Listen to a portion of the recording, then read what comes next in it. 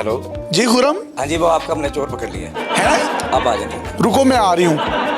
ये जो F-16 हमारे साथ खड़े हुए हैं ये नशई थे। ये देखिए किस तरीके से ये मेरे घर में दाखिल होते हैं और इनके हाथ में शॉपर था। उस शॉपर में इन्होंने शूज चुराने के लिए दरवाजे के ऊपर से चढ़े, कुंडी खोली और झूला झूलते हुए बंदरों की तरह अंदर दाखिल हुए। मेरी बेगम के, मेरे वालिद साहब के तमाम शूज इन्होंने उठाए और उठाने के बाद वहां से चलते बने।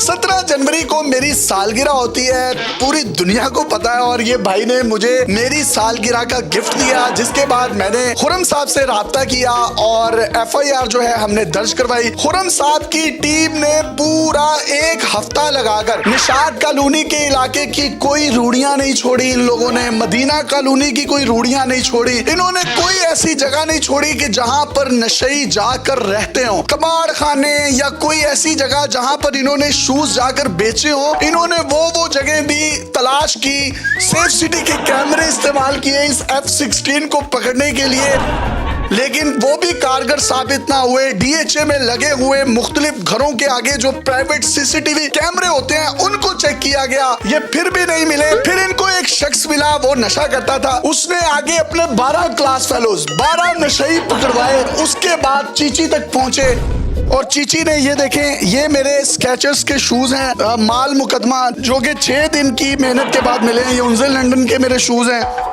इसके अलावा ये मेरे वालिद साहब की मेडिकेटेड जूती है। और कौन कहता है कि जो खुरम है वो काम नहीं करता।